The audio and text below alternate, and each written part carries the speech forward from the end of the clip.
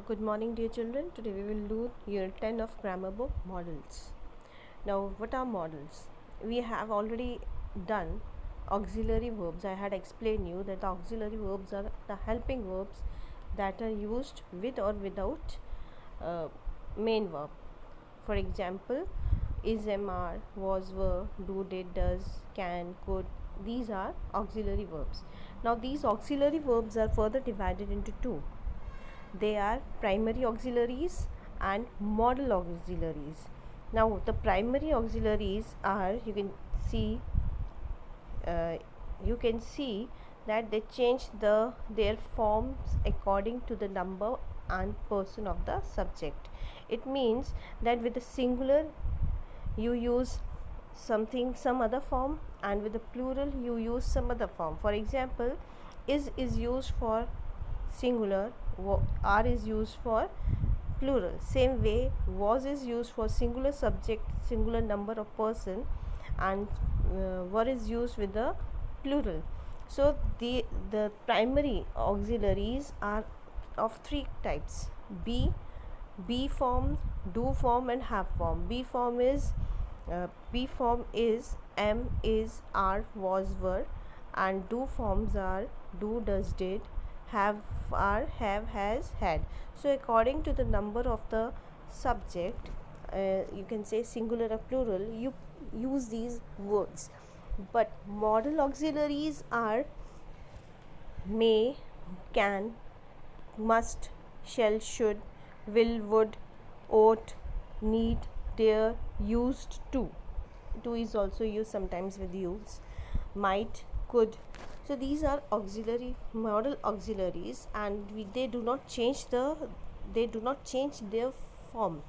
They cannot be changed with the number or person, right?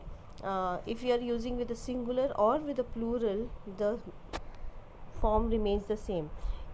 For example, she may pass or they may pass. So in the both the cases, the number were different. The first one was singular and second one was plural.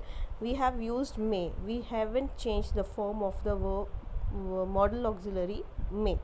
So these words, these all auxiliaries are used according to the mood expressed or the attitude of the speaker.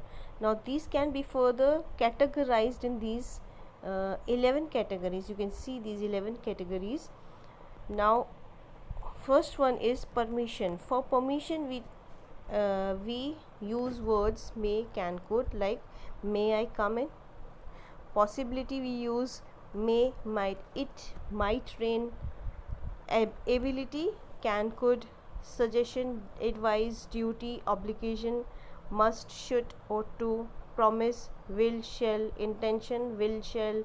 Necessity and compulsion, must, have to, need, wish, may. Done, accustom, used to. Prohibition, ought not to, must not.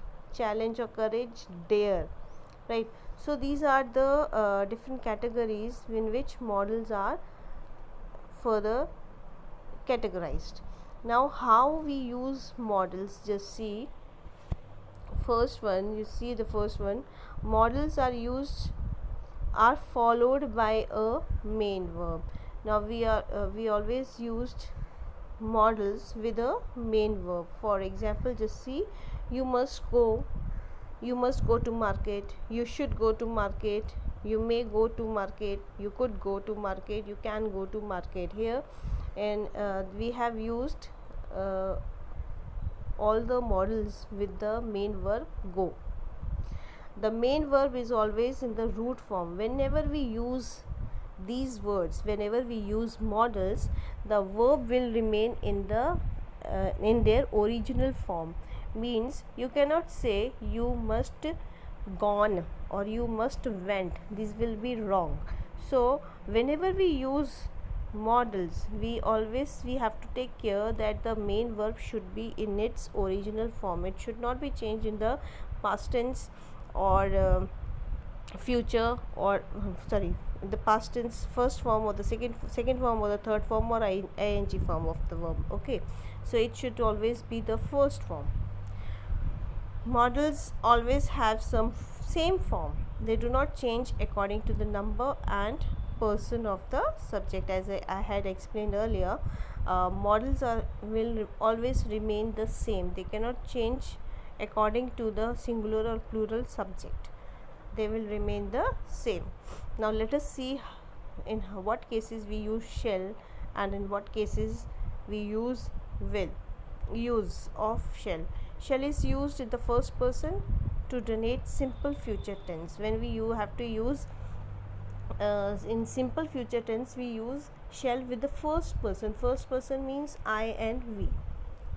With I and we use first shall, and shall is also used with the second and third person. Second or third person के साथ, second and third person of the pronouns like he, she, they, then you, your. With these words we will use shall only in when we have to make a promise.